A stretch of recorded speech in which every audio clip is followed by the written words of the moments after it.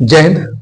चलिए बच्चों, फाइनली आज हम बात करते हैं मैटर इन आवर सराउंडिंग्स के लेक्चर नंबर 5 की, जिसमें आज हम लोग पढ़ेंगे classification of matter on the basis of chemical composition.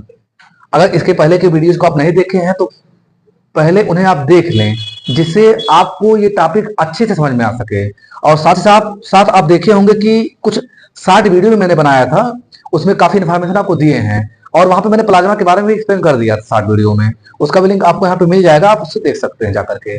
और जो आपका लेक्चर नंबर 4 है बच्चों, उसे आप एकदम जरूर देखें, क्योंकि बिना उसके इस टॉपिक को समझ पाना थोड़ा सा डिफिकल्ट होगा आपके लिए। ऐसा नहीं कि नहीं समझ पाएंगे, समझ जाएंगे, बट थोड़ा सा डिफिकल्ट होगा। तो चलिए आज का ये वीडियो लेक्चर स्टार्ट करते हैं। वीडियो को स्टार्ट करने से पहले एक बार हम आपसे कहना चाहेंगे कि आप सभी बच्चे जो भी हमारे इस वीडियो को देख रहे हैं, सपोर्ट कर रहे हैं, उन सभी का तहे दिल से धन्यवाद, शुक्रिया। और आप लोग अक्सर कहते हैं कि सर आप वीडियो में नाम नहीं लेते हैं, तो बच्चों आप लोग जो अपना आईडी बनाए हैं, आप अपना नाम रियल लिखते नहीं है, इससे थोड़ा सा कंफ्यूजन होता है कि बच्चे का नाम क्या है। बट एक्चुअली उसमें से जो कुछ बच्चे आइडेंटिफाइड है, जिनका नाम जानते हैं, देख रहे हैं उनको, तो उनका कुछ नाम ले लें, क्योंकि आप भी मेरा साथ दे रहे हैं तो मैं भी चाहूंगा कि आपका सपोर्ट करूं, ठीक है ना। और वैसे भी आप देखिए कि आपका जो KLGS है काफी इफेक्टिव हो गया है और चीजों को काफी अच्छे से एक्सप्लेन कर रहा है। काफी टीचर्स आपके लिए मेहनत कर रहे हैं और इस साल हम लोग और बेहतरीन करेंगे। जो लोग हमारे ऑफलाइन पढ़ रहे हैं उन्हें मालूम है कि हम लोग कितना एफर्ट कर रहे हैं और नेक्स्ट सेशन अच्छा खासा जो है हम लोग वर्क करेंगे और बेहतर से बेहतर रिजल्ट हासिल करेंगे। तो सबसे पहले हम उनका नाम ले लें। कुछ बच्चे जो हैं, सबसे पहले जो हम नाम लेते हैं वो है बहुत ही प्यारा बच्चा, नाम है आर्यन यादव। फिर दूसरे हैं अनुज यादव, अनूप यादव, सत्यम। और साथ ही साथ कुछ गर्ल्स भी हैं, जैसे प्रियांशी हैं, रागनी हैं, या और कुछ बच्चियां हैं जैसे नोमा हैं। ये लोग काफी सपोर्ट कर रही हैं। और भी बॉयज हैं, जैसे आपका एक बच्चा है आलोक गुप्ता नाम से, हम देखते हैं शायद कोई वीडियो ऐसा हो जिससे कमेंट उसका ना आया हो। और एक है, पता नहीं क्या आईडी लिखा है, किंग करके, समझ नहीं आता है वो कौन है भाई। एक्चुअली आप किंग ही हो, ठीक है। और एक लड़का है, कोई बच्चा लिखता है BADO करके कुछ है, तो वो भी हैं साथ ही में। फिर नितिन है, मानस मिश्रा है, और भी ऐसे बहुत सारे बच्चे हैं जो लगातार कमेंट कर रहे हैं, सपोर्ट कर रहे हैं। तो एक बार फिर से आप सभी का धन्यवाद। और इस बार का आपका जो टारगेट है वो इस वीडियो पे कम से कम 100 कमेंट आना चाहिए।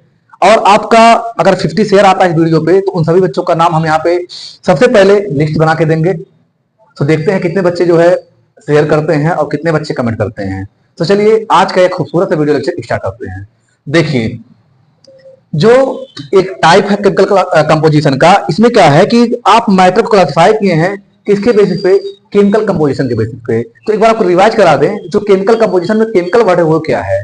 तो ऐसे मटेरियल्स जिनका इंटरनल स्ट्रक्चर फिक्स होता है या कंपोजिशन फिक्स होता है एवं वो हार्मफुल होते हैं एक्सेस में या डिफिशियंसी में हमारी बॉडी में, उसे आप केमिकल कहते हैं।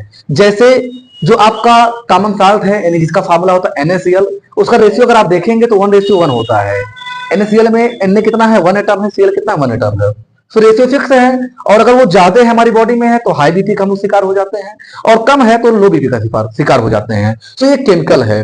फिर मैं ऐसे ही बात करूं अगर कि जो आपका वाटर है, उसमें आप देखेंगे वाटर में H2O है, वो 2:1 है। और अगर देखा जाए अगर वो एक्सेस में हो जाता है तो हाइड्रेशन हो जाता है, और अगर वो लैक में है, डिफिशियंसी में, तो डिहाइड्रेशन हो जाता है। तो ये भी एक केमिकल है। और ऐसे ही बहुत सारे एग्जांपल को हम जो है लेक्चर नंबर 4 में बात किए हुए हैं, आप उसे देख सकते हैं। तो चलिए देखते हैं। देखिए, जो केमिकल कंपोजिशन है इसके बिहाफ पे सबसे पहले मैटर को डिफाइन किया गया है या क्लासिफाई किया गया है 2 पार्ट में। तो पहले हम लोग इसके डायग्राम बनाते हैं, देन इसको समझते हैं। तो इसकी जो डायग्राम है वो यहां से शुरू होता है। सबसे पहले इसको डिवाइड किया गया 2 पार्ट में, इसको, मैटर को, ठीक है ना।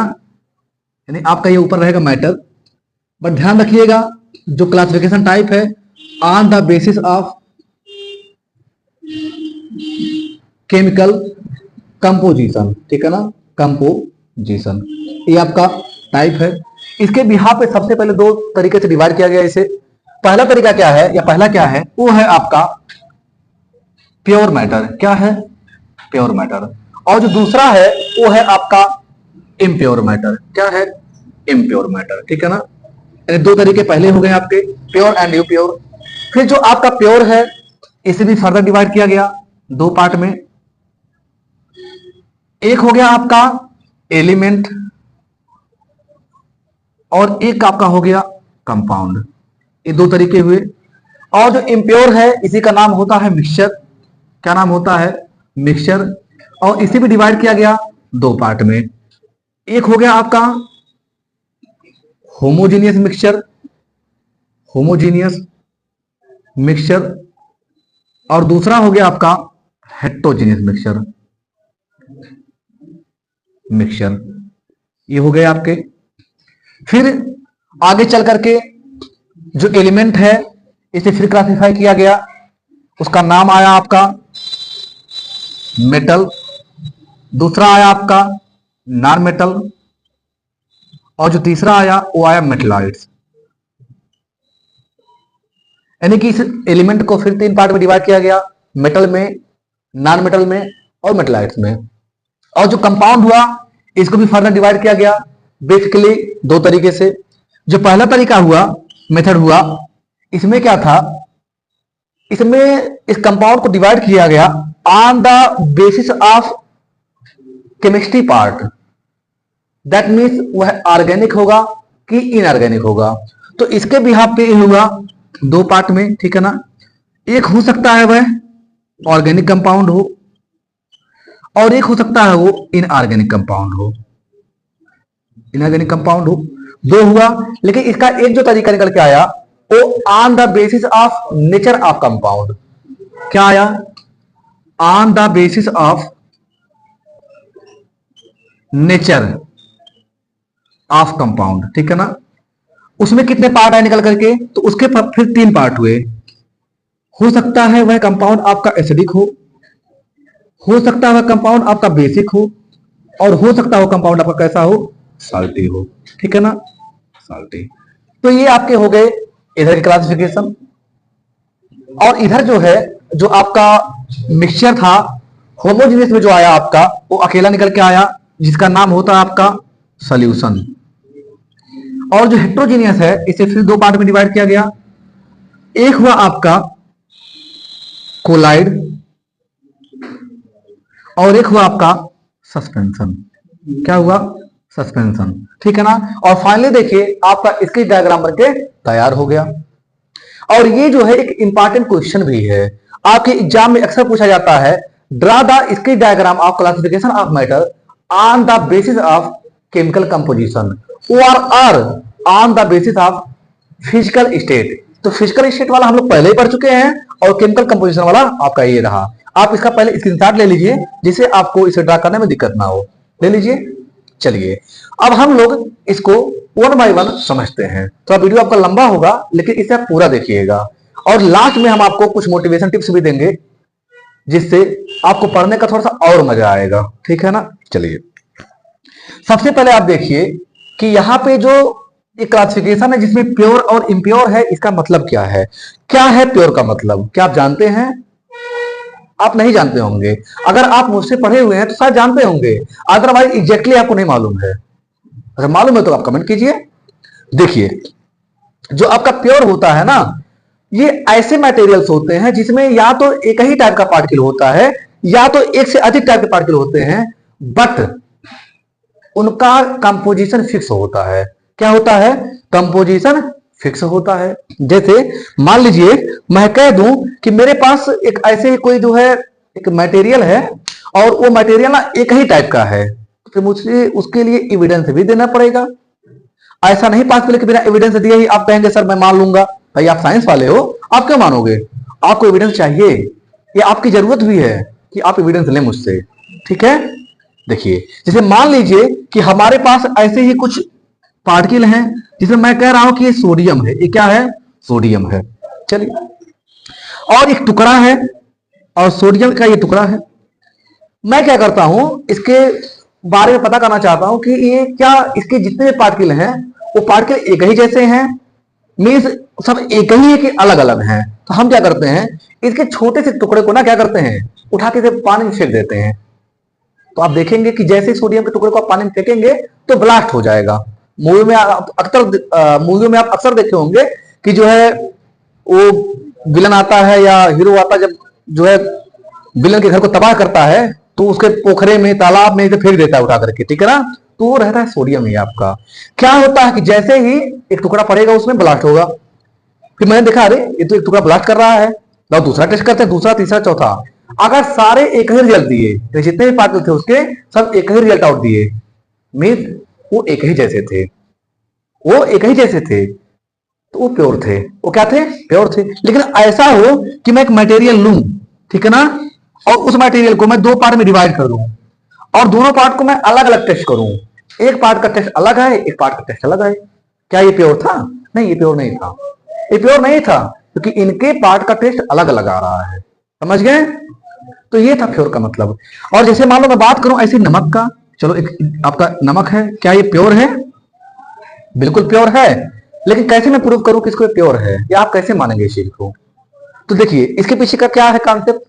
अगर आप नमक का एक टुकड़ा लीजिए बड़ा सा, जैसे आप तो आपके यहाँ पाउडर नमक आता है, लेकिन अगर आप एक नमक का क्रिस्टल लें और उस क्रिस्टल के कई सारे टुकड़े करें, आप उसको तोड़ें और उसे टेस्ट करें आप, अगर सब साल्टी ही लगता है एक ही जैसा, मतलब क्या था?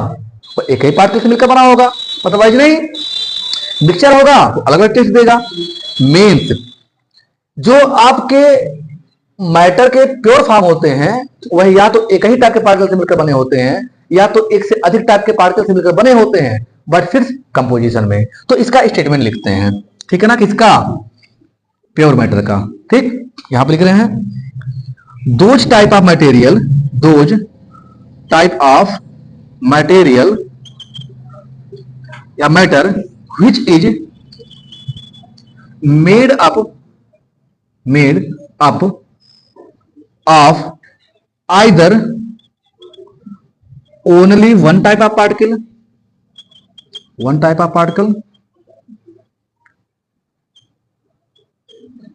or are more than one type of particle,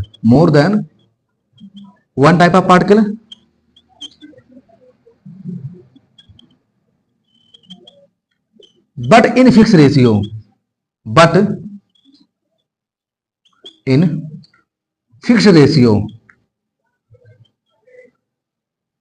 are called pure material या प्योर मैटर।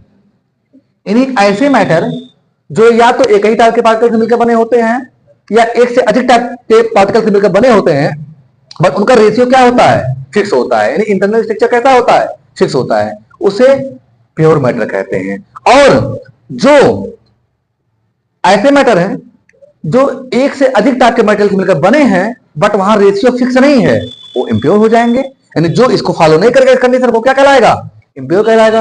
यानी those type of matter which is made up of more than one kind of particle but in any ratio called, क्या कहलाएगा? Mixture. उसे mixture कहते हो, ठीक है ना।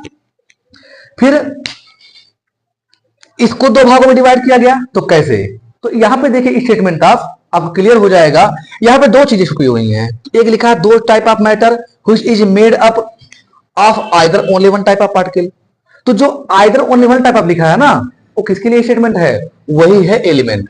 यानी कि जो आपका एलिमेंट है ये एक ऐसा मैटर है जिसमें केवल एक ही काइंड के पार्टिकल होते हैं। एलिमेंट को आप और अलग टाइप के पार्टिकल में डिस्ट्रॉय नहीं कर सकते हैं। जो एलिमेंट होगा उसका आप कितना भी टुकड़ा कर लीजिए वह एक ही टाइप का रहेगा, उसका टेस्ट एक ही आएगा। जैसे अगर मैं बात करूं आयरन की, आयरन का एक आप जो है छड़ लेकर आइए, जो रॉड होता है, और उसे क्या करिए आप पहले क्रश कर दीजिए अच्छे से, और फिर क्या करिए ना उसको चबाने की कोशिश करिए। क्या आप कोई भी टुकड़ा उसका चबा पाएंगे? क्या नहीं। आप क्या करिए उसे खुले में से छोड़ दीजिए, आप पाएंगे कि उस सारे पार्टिकल्स पर जो क्रश किए हुए थे आप रस्ट लग जाएगा कुछ ही दिनों में। मीन्स प्रॉपर्टी तो सेम है पार्टिकल्स की, मीन्स वो क्या है? एक ही जैसे थे सब। मीन्स ये जो एलिमेंट है ना ये एक ही टाइप के पार्टिकल से मिलकर बने हुए होते हैं, इसलिए वो एलिमेंट है। और ऐसे मैटर जो एक से अधिक टाइप के पार्टिकल से मिलकर बने होते हैं लेकिन रेशियो फिक्स होता है, उसे आप क्या कहते हो? उसे कंपाउंड कहते हो। सो आप चाहे तो इसका स्टेटमेंट यहां अलग अलग लिख सकते हैं। यानी आपका एलिमेंट क्या है, आपका कंपाउंड क्या है, उसे आप लिख सकते हैं। तो चलिए हम इसे इरेज करते हैं और यहां एलिमेंट का डिफिनेशन लिखते हैं। इसे आप नोट कर लीजिए। चलिए इतने में यहां पे हम एडजस्ट कर लेंगे क्योंकि चीजों को समझाना भी है इसलिए पूरा इरेज नहीं करते हैं। तो आप पहले लिखिए एलिमेंट क्या है। इसमें आप लिखेंगे those type of pure matter which has only one kind of particle are called element. उसे क्या कहेंगे आप? एलिमेंट कहेंगे। यानी ऐसे प्योर मैटर जिसमें केवल एक ही काइंड के पार्टिकल होते हैं उसे क्या कहते हैं? प्योर मैटर कहते हैं। जैसे आपका सोडियम हो गया, आपका क्लोरीन हो गया, आपका मैग्नीशियम हो गया, आपका आयरन हो गया, ठीक है ना। ये सभी क्या एलिमेंट है। और आपको बता दें बच्चों कि अभी तक टोटल 118 एलिमेंट हैं। आपको देखिए यहाँ पे पीरियोडिक टेबल दिख रहा होगा, जिसमें देखिए यहाँ पे लास्टली जो है वो एटॉमिक नंबर कितना है? वो है आपका 118, जो कि यहां लिखा गया है, ठीक है ना, जो कि ओजी उसका सिंबल है। देखिए आप यहां से शुरू है आपका, और फिर ये जो है तो ये बीच का पार्ट था, लेकिन ये इंड कहां पे होता है? 118, ठीक है ना, जो कि रेडियो एक्टिव एलिमेंट है। तो टोटल अभी तक 118 एलिमेंट डिस्कवर किए जा चुके हैं, जिनमें से कुछ की प्रॉपर्टी अभी भी सारी प्रॉपर्टी ज्ञात नहीं है और बाकी की प्रॉपर्टी लगभग ज्ञात है, पता चल चुकी हैं। तो रही ये एलिमेंट की बात।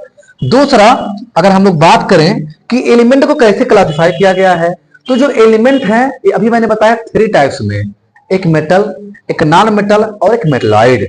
और इसकी जानकारी आपको एयर तक की होगी ही, यानी आप अपने एयर तक की क्लास में इसको पढ़े होंगे, ठीक है ना। तो हम लोग उसको आगे नहीं बढ़ाते हैं, आगे समझते हैं सर, ठीक है ना। यानी इसके 3 पार्ट हुए, एक कौन हुआ? मेटल, एक कौन हुआ आपका? नॉन मेटल, और एक कौन हुआ आपका? मेटलॉइड, ठीक है ना। तो ये किसके पार्ट थे? एलिमेंट के पार्ट थे, और एलिमेंट हो गया क्लियर। दूसरा जो बचा आपका कंपाउंड, वो क्या है? तो चलिए कंपाउंड को यहां समझते हैं। कंपाउंड क्या है आपका? Those type of pure material, those type of pure material which is made up of more than 2 kind of particle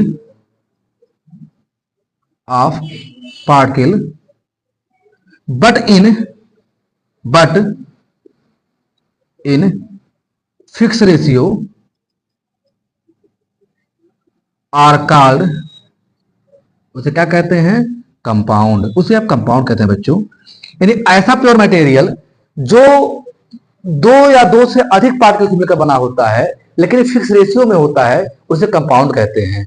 जैसे आपका ये NaCl जो है, इसमें देखिए 2 टाइप के एलिमेंट हैं, एक आपका है Na और एक है आपका Cl। और अगर बात करें इसका कंपोजिशन कितना है, तो वो है 1:1। जब एक सोडियम का एटम होगा और एक क्लोरीन का एटम होगा तभी NaCl बनेगा, तभी कंपाउंड कहलाएगा। आपका दूसरा एग्जांपल H2O, ठीक है ना, H2O। यहां देखिए ये H2 यानी हाइड्रोजन 2 है, ऑक्सीजन 1 है, तो ये भी एक कंपाउंड ही है, ये मॉलिक्यूलर कंपाउंड है। लेकिन अगर मैं कह दूं कि बेटा बताओ H2 क्या कंपाउंड है? नहीं बच्चों, H2 कंपाउंड नहीं है, क्योंकि यहाँ पे जो 2 एटम है वो क्या है? वो आपका हाइड्रोजन ही है। मीन्स H2 एक मॉलिक्यूल तो है बट कंपाउंड नहीं है। आगे हम लोग पढ़ेंगे एटम एंड मॉलिक्यूल में, तो इसको बताएंगे आपको। फिर अगर मैं बात कर दूं कि जो O2 है, क्या ये कंपाउंड है? नहीं बच्चों, O2 कंपाउंड नहीं है, क्योंकि ये किससे मिलकर बना हुआ है?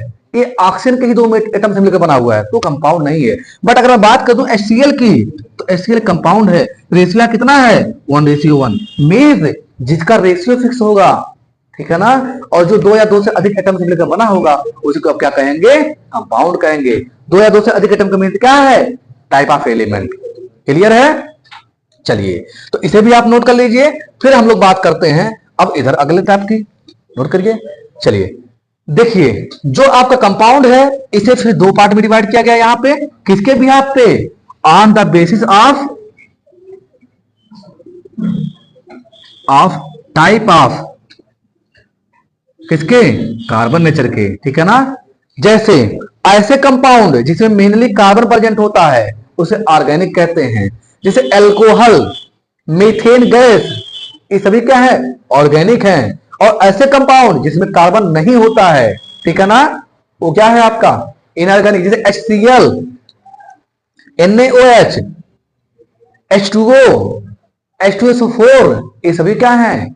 इनऑर्गेनिक है। ठीक है, देखिए जो CO2 है, कार्बन डाइऑक्साइड, इसके लिए यहां बात नहीं की जा रही है। जब आप और अगले क्लास में आएंगे तो वहां पे आप देखेंगे कि ये आपकी केमिस्ट्री बेसिकली 2 पार्ट में डिवाइड थी पहले, ठीक है ना, फिर 3 पार्ट हो गया और फिर आगे और अभी ऐसे पार्ट बना दिए गए हैं। बट यहाँ पे जो कंपाउंड्स होते हैं ये इसके भी यहाँ पे केवल 2 पार्ट के हो सकते हैं उसमें कार्बन जो हो एज ऑपरेटर हो, मीन वह ऑर्गेनिक हो यानी हाइड्रोकार्बन हो, या हो सकता है कार्बन ऑपरेटर ना हो यानी वह क्या हो? इनऑर्गेनिक हो। तो यहाँ 2 पार्ट हैं जिसको आप अगले क्लास में पढ़ेंगे। और जो रही बात ये इधर क्या है, on the basis of nature of carbon, इसमें एसिडिक है, बेसिक है और साल्टी है। एसिड बेस साल्ट का नाम आप क्लास 10th में पढ़ेंगे, ठीक है ना। एसिड क्या होता है, बेस क्या होता है, या साल्ट क्या होता है। ये क्या है? नेचर ऑफ कंपाउंड है, हो सकता है वो एसिडिक हो सकता है बेसिक हो सकता है साल्टी हो, ठीक है ना। तो हम लोग कहां पढ़ेंगे? क्लास 10th में। चलिए अब आ जाते हैं किस साइड? इम्प्योर की तरफ। मिक्सचर, मिक्सचर क्या है? Mixture is made up of 2 or more than 2 element but in any ratio. सो इसे भी आप लिख लीजिए। शांत हो जाओ। तो चलिए अब हम लोग मिक्सचर को भी डिफाइन कर लेते हैं।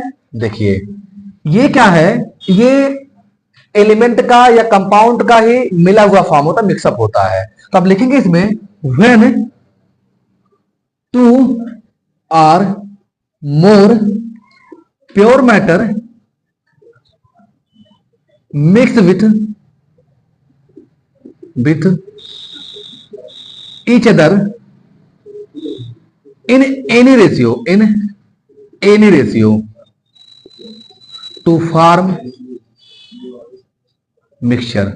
तो क्या बनता है? मिक्सचर बनता है। मीन्स जब 2 या 2 से अधिक प्योर मैटर को ही आप मिलाते हो तो मिक्सचर का फॉर्मेशन होता है। जैसे वाटर एक प्योर मैटर है यानी कंपाउंड है। शुगर, चीनी, ये भी क्या है? प्योर मैटर है, कंपाउंड है। इन दोनों को आप मिला दीजिए तो बनेगा आपका शरबत यानी कि सॉल्यूशन।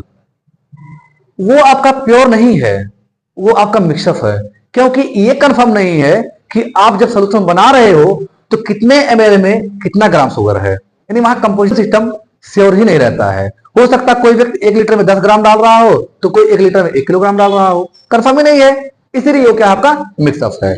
तो ये जो मिक्सअप होता है फिर ये डिवाइड किया गया आपका 2 पार्ट में, ठीक है ना। देखिए एक पार्ट यहां पे है और फिर आपका एक पार्ट यहां पे है। एक है होमोजीनियस जिसे आप सॉल्यूशन कहते हो, और एक आपका हेट्रोजीनियस जिसको फिर फर्दर 2 पार्ट में डिवाइड है, कोलाइड एंड सस्पेंशन। और बच्चों हम आपको बता दें कि ये सब हम लोग को आगे पढ़ने हैं, इसके नेक्स्ट चैप्टर में आपको ये सब पढ़ने हैं, इसलिए इसको हम बहुत ज्यादा यहाँ पे लेके नहीं चलते हैं। तो चलिए फाइनली हम लोग एक बहुत अच्छा यहाँ पे कंक्लूजन क्लियर करते हैं कि जो प्योर है और जो इम्प्योर है इनके बीच का मेन डिफरेंस क्या था। वो यही है कि जो प्योर होता है उसमें एक ही टाइप के पार्टिकल होते हैं या एक से अधिक टाइप के पार्टिकल होते हैं बट फिक्स रेशियो में। लेकिन जो इम्प्योर होता है इसमें एक से अधिक टाइप के पार्टिकल होते हैं एनी रेशियो में। जैसे जो आपके घर पे खिचड़ी बनती है वो इम्प्योर है। इम्प्योर मीन्स क्या? उसमें कुछ भी मिला दिया जाता है लेकिन रेशियो फिक्स नहीं होता है। जो शरबत होता है, जो चाय होता है, इसमें क्या है? इसमें मिक्सचर है, कंपाउंड नहीं है। क्या है? मिक्सचर है। कोई भी मिक्सचर कंपाउंड हो सकता है अगर उसका रेशियो फिक्स कर दिया जाए। जैसे मैं कहता हूं कि मैं 2 हाइड्रोजन लूंगा और 1 ऑक्सीजन लूंगा, अब मिलाऊंगा दोनों को, मीन्स वाटर का मैं फॉर्मेशन कर रहा हूं। मैं कहता हूं मैं 2 हाइड्रोजन ले रहा हूं लेकिन 2 ऑक्सीजन ले रहा हूं तो मैं H2O2 का फॉर्मेशन कर सकता हूं, ठीक है ना। अगर ऐसा कुछ हुआ यानी 2 या 1 से अधिक केमिकल का फॉर्मेशन हुआ तो वो क्या है?